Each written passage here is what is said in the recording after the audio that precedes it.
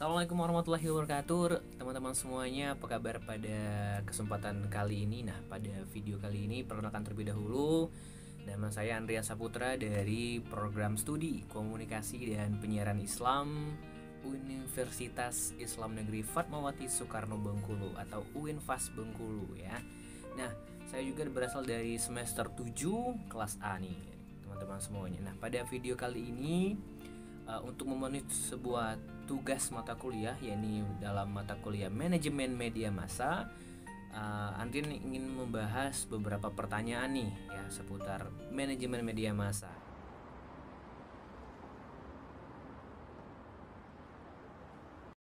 Nah, yang pertama nih teman-teman semuanya, apa makna ya? Apakah yang dimaksud dengan media massa itu ya?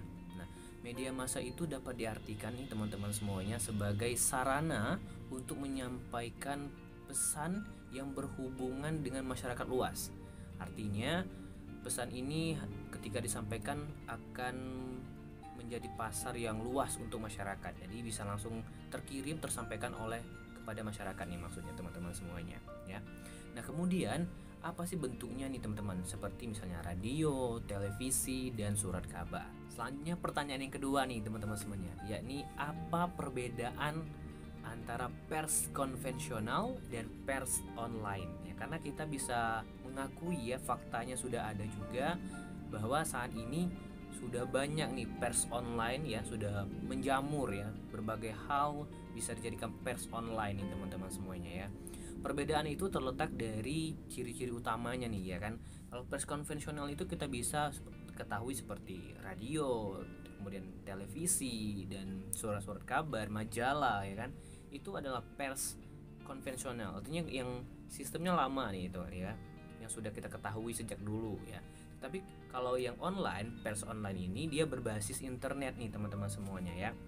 Berarti dia tuh berdasarkan internet nih. Jadi semuanya pemberitaan itu berdasarkan platform-platform yang mereka sediakan seperti website ya kan. Kemudian ada aplikasi. Nah, itu adalah pers-pers online nih teman-teman semuanya. Pertanyaan yang ketiga nih teman-teman semuanya, apa makna dari manajemen? Dan juga jelaskan secara umum unsur-unsur yang ada di manajemen ya kan. Nah, kita pertama bahas dulu apa sih manajemen nih teman-teman semuanya ya kan.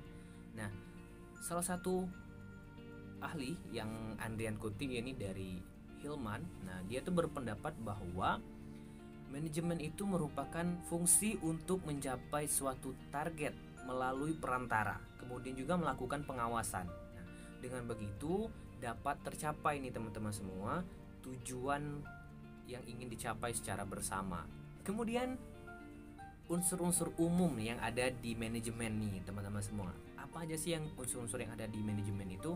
Yang pertama ada yang namanya planning nih teman-teman semua ya, planning. Yang kedua ada yang namanya organizing ya. Yang ketiga ada actuating ya. Kemudian ada controlling, dan yang kelima ada evaluating ya kan.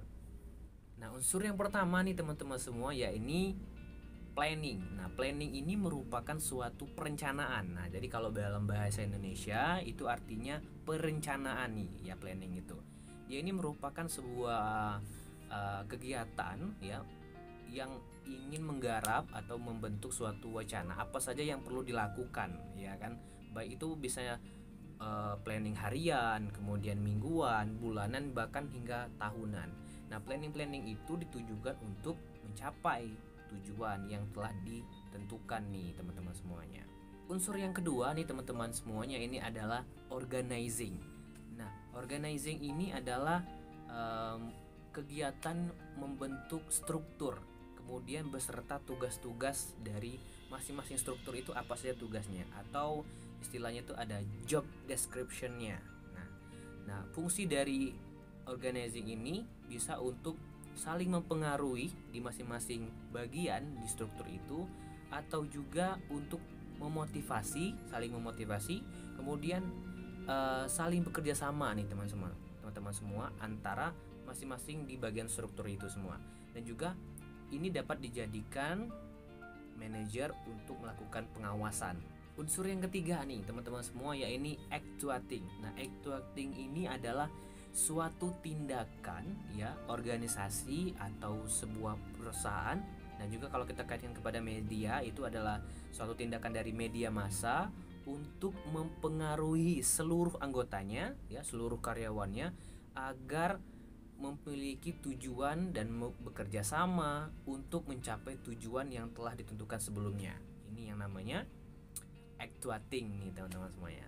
Unsur yang selanjutnya adalah controlling nih teman-teman semuanya. Nah, controlling ini atau pengawasan dalam bahasa Indonesianya adalah suatu tindakan untuk menyelidiki atau melihat bagaimana perjalanan kemudian perkembangan dari suatu proses ya. Berarti media massa juga bisa melakukan juga yang namanya controlling terhadap karyawan-karyawannya. Kalau media massa itu berarti wartawan, jurnalis-jurnalisnya, agar tujuannya itu atau perencanaan itu jalan ya, prosesnya itu sesuai dengan yang sudah direncanakan tadi. Dan unsur yang terakhir adalah evaluating atau penilaian nih. Nah, dalam evaluating atau penilaian adalah suatu tindakan ataupun suatu kegiatan yang dilakukan oleh dalam proses manajemen untuk menilai ini teman-teman semuanya, menilai bagaimana dalam suatu kegiatan atau berbagai macam kegiatan yang sudah dilakukan ya, bagaimana penilaian yang sudah dilakukan para karyawan ataupun para jurnalis kalau dalam media ya kan, dan juga melihat dan juga menilai sejauh mana perkembangan proses itu telah dilakukan oleh masing-masing karyawan dan juga jurnalis kalau dalam media massanya. Oke teman-teman semuanya, terima kasih sudah menonton video ini. Semoga informasi yang sudah Andrian Saputra sampaikan dalam video ini bisa bermanfaat untuk kita semua ya. Jangan lupa untuk ambil positifnya ya dari apa yang Andrian sampaikan tentang manajemen media massa atau dalam hal ini manajemen penerbitan pers. Berarti kita sudah mengetahui tentang apa itu media massa, kemudian apa itu pers, dan juga unsur-unsur dari manajemen, dan tentunya manajemen tadi kita sudah mengetahui dan sudah kita bahas ya. Terima kasih yang sudah menonton. Jangan lupa teman-teman semuanya untuk di like, subscribe, komen, dan share nih teman-teman semua agar video ini bisa bermanfaat. Amin amin ya rabbal alamin. Terima kasih.